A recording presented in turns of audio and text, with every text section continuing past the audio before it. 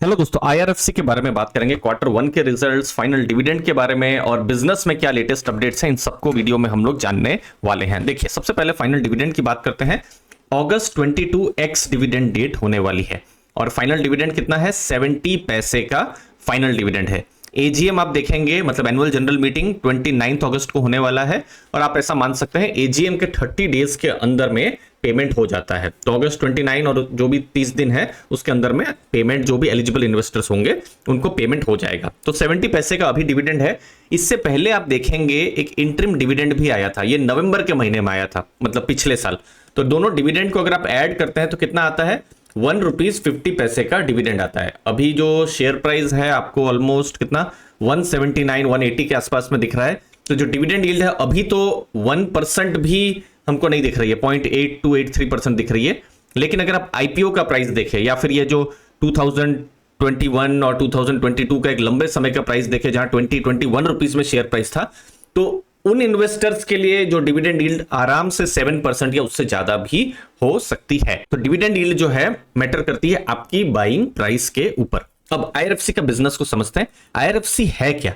ये market borrowing arm है railways का। अब इसको थोड़ा और सिंप्लीफाई करके समझते हैं। देखिए, रेलवे पैसा कहां से कमाती है? तो पहला जो है वो उनका इंटरनल रिसोर्सेस है। जैसे आप टिकट खरीदते हैं, वहां से रेलवे कुछ कमाती है। फिर मालगाड़ी, उसके फ्रेट से पैसा कुछ कमाती है। तो ये इंटरनल रिसोर्स हो गया।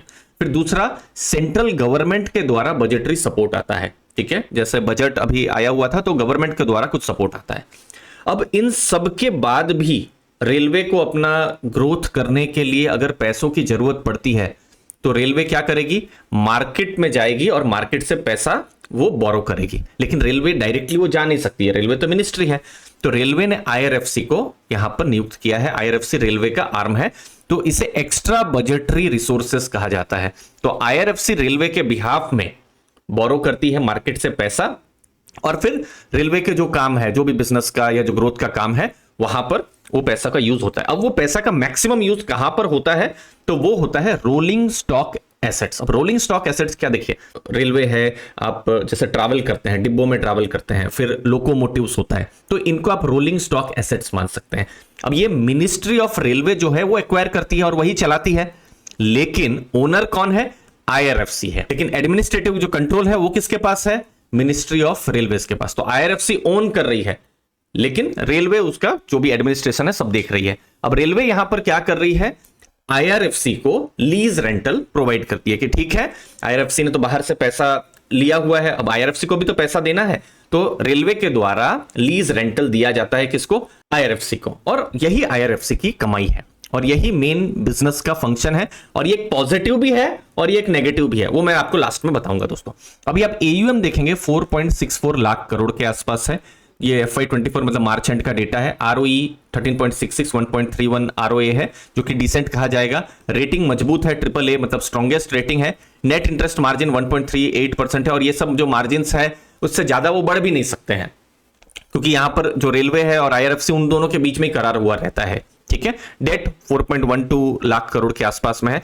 अब एयूएम मतलब कितना जो एयूएम है या जो पैसा जो है वो मैनेज कर रही है 4.64 लाख करोड़ का। एक ऐसा पीरियड जो आया था FY18 से लेकर हमने देखा था FY23 तक, जब बहुत अच्छा ग्रोथ देखने को मिला था। आप यहां पर देखिए 2 लाख करोड़, मतलब मार्च 2019 से 4 लाख करोड़ से ऊपर हो गया 2022, मतलब 3 साल में डबल हो गया। लेकिन लास्ट 1 साल में आप देखेंगे एयूएम कांस्टेंट है, मतलब वो बढ़ा नहीं है। और उसका एक रीजन क्या हो सकता है? डिसबर्समेंट। देखिए, डिसबर्समेंट आप देखिए 18 से लेकर 21 तक कितना ज्यादा बढ़ा। इसका मतलब क्या है? डिसबर्समेंट क्यों बढ़ा? कि बजटरी सपोर्ट है वो गवर्नमेंट के द्वारा कम आता होगा, तो रेलवे को तो अपना ग्रोथ के लिए पैसा चाहिए, तो रेलवे क्या करेगी? आईआरएफसी को कहेगी कि ठीक है, आप मार्केट से पैसा उठाइए। आईआरएफसी पैसा उठाती थी, डिसबर्समेंट होता था, एयूएम उनका बढ़ता था। अब पिछले 2 सालों से क्या हुआ है? इनफैक्ट लास्ट ईयर तो 0 डिसबर्समेंट हुआ है। अब इसका क्या रीजन है? रीजन है ये वाला। अब रेलवे को पैसा कहां से मिलता है? एक तो इंटरनल रिसोर्स, अब वो एक लेवल से ऊपर तो बढ़ नहीं सकता है, लेकिन पिछले कुछ सालों में गवर्नमेंट के द्वारा बजटरी सपोर्ट ही इतना ज्यादा हो गया है। और जैसे हम सुनते रहते हैं कि गवर्नमेंट केपेक्स इंफ्रास्ट्रक्चर पे बहुत खर्चा कर रही है और रेलवे भी उसका एक इंपॉर्टेंट पार्ट आ गया। तो अब रेलवे को अपने ग्रोथ के लिए एक्स्ट्रा बजटरी रिसोर्स में जाने की जरूरत ही नहीं है। मतलब आईआरएफसी का अभी जो यूज है अभी हमको फिलहाल पिछले 1-1.5 साल से हमको कम देखने को मिल रहा है। रेटिंग की बात करें तो स्ट्रॉन्गेस्ट रेटिंग है जो हमने थोड़ी देर पहले देखा था। ROA अगर आप देखेंगे टोटल अभी 1.31% का है, ROE 13.66% है। और मेरा ऐसा मानना है इसको हम किसी भी एक बैंक या NBFC के साथ हम कंपेयर भी नहीं कर सकते हैं। देखिए कोई NBFC होगी, मान लीजिए वो कमर्शियल व्हीकल में ज्यादा उनका फोकस होगा, या गोल्ड लोन में फोकस होगा, या फिर माइक्रो फाइनेंस जैसी एक्टिविटीज में होगा। यहाँ वो है ही नहीं, यहाँ बिजनेस एक ही है जो पूरा रेलवे के ऊपर डिपेंडेंट है। तो मैं इसको फॉर एग्जांपल चाहे बैंक हो, मान लीजिए HDFC बैंक हो या कोटक बैंक हो, उनके साथ भी मैं कंपेयर नहीं कर सकता हूं, या फिर कोई NBFC हो जैसे L&T फाइनेंस, चोला या मुथूट, उनके साथ भी कंपेयर नहीं किया जा सकता। ये एक अलग से एक यूनिक बिजनेस है, अलग बिजनेस है, वो आपको हमको मान के रखना है। अब Q1 के कैसे रिजल्ट आए हैं, नंबर्स आपको थोड़ा छोटा दिख रहा होगा, लेकिन आप इनकम अगर आप देखेंगे जैसे लास्ट ईयर 6,675 करोड़ था, इस बार भी ऑलमोस्ट वैसा ही है, 6,766 करोड़ का है। प्रॉफिट देखेंगे लास्ट ईयर के बराबर ही है, 1,551 करोड़, इस बार 1,576 करोड़, तो प्रॉफिट भी लगभग बराबर देखने को मिल रहा है। अब मार्केट कैप 2.3 लाख करोड़ का है। एक बार देख लेते हैं कि यहां पर जो इन्वेस्टर्स में हमको क्या देखने को मिल रहा है। FII DI प्रोमोटर्स तो देखिए यहां पर आपको रेलवे ही देखने को मिलेगा, रेलवे का 86% से ऊपर का स्टेक है। DIIs में देख लेते हैं, DIIs में अभी रिसेंट में हमको कोई भी म्यूचुअल फंड का कोई बड़ा पोजीशन देखने को नहीं मिल रहा है। ये HDFC फ्लेक्सी कैप फंड का था, लेकिन वो हमने देखा मार्च एंड होते होते ये खत्म हो गया है। तो अभी म्यूचुअल फंड का बहुत ही कम, ये अभी आप देखेंगे IPO के टाइम में या जो सितंबर 2018 में 3.18% था, वो घट के 1.08% हो गया है। FIIs देखेंगे 1.06% से 1.11%, मतलब FII हमको कॉन्सिस्टेंट ही लग रहा है, कोई नाम यहां पर नहीं दिखा रहे हैं। ठीक है, अब वैल्यूएशन पर आते हैं, वैल्यूएशन देख लेते हैं और यहां हम प्राइस टू बुक का यहां हेल्प लेंगे। प्राइस टू बुक क्या है, 4.6।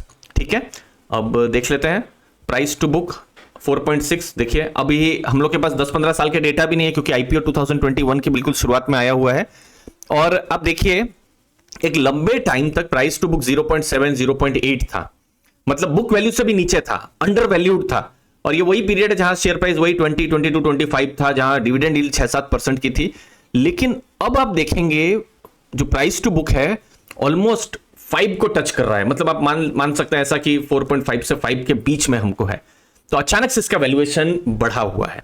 अब इसको कैसे रीड कर सकते हैं, 2 तरीके से रीड कर सकते हैं। पहला कि ये महंगा है, हिस्टोरिकली जो भी हम लोग के पास लिमिटेड डेटा है उनको 1 के पास मिला हुआ है, 1 से आपको अभी 4 टाइम्स या 5 टाइम्स ज्यादा मिल रहा है, तो ये महंगा है। ये एक थॉट प्रोसेस है इसको स्टडी करने का। दूसरा थॉट प्रोसेस ये भी है कि मोनोपोली कंपनी है, रेलवे का एक इंपॉर्टेंट आर्म है, तो उनको एक हाई वैल्यूएशन मिलना चाहिए। अब क्या थॉट प्रोसेस इसमें सही रहेगा ये टाइम ही बताएगा। ठीक है, ये तो मैं आपको डेटा बता रहा हूं जो इंपॉर्टेंट हमको आपको देखना है जब बिजनेस एनालिसिस करते हैं। तो लास्ट में कुछ इंपॉर्टेंट चीजें बिजनेस को लेकर, जो की रिस्क है वो यही कि रेलवे पर पूरा डिपेंडेंट है। रेलवे कहेगी कि एक्स्ट्रा बजटरी हमको पैसा चाहिए, तब IRFC का इंपॉर्टेंट रोल आएगा। रेलवे कुछ नहीं कहेगी, रेलवे को अगर दूसरी जगह से भी पैसा मिल रहा है, जैसे गवर्नमेंट से पैसा मिल रहा है, तो IRFC का रोल थोड़ा कम हो जा रहा है दोस्तों। तो मिनिस्ट्री ऑफ रेलवेज पर टोटली डिपेंडेंट है अपने ग्रोथ के लिए। डाइवर्सिफाई करने की प्लानिंग कर रहे हैं कि वो जो दूसरे जो सेक्टर्स में आए, लेकिन वहां पर फिर टाइम भी लगता है, और दूसरी चीज एक्सपर्टाइज का भी इशू है। अब अचानक से कल वो गोल्ड लोन या फिर कोई रिटेल लोन में नहीं जा सकते हैं, वो एक्सपर्टाइज फिर पूरा अलग ही है। ठीक है, तो अभी उनका जो एक्सपर्टाइज है वो रेलवे के पास है, और रेलवे पर वो थोड़ा डिपेंडेंट हो जाते हैं। पॉजिटिव साइड में एसेट क्वालिटी बहुत अच्छी है, मतलब एक ही कस्टमर है, रेलवेज है, तो NPA उनका है ही नहीं दोस्तों। तो स्टेडी ग्रोथ हमको देखने को मिला है। अभी AUM बिल्कुल लास्ट ईयर जैसा ही देखने को मिल रहा है, डिसबर्समेंट यहां पर हुआ नहीं है।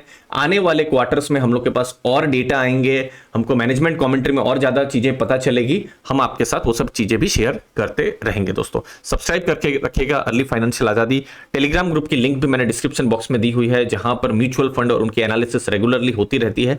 मुझे उम्मीद है आपको वैल्यू वहां से भी ज्यादा मिलेगी दोस्तों। थैंक यू, धन्यवाद दोस्तों।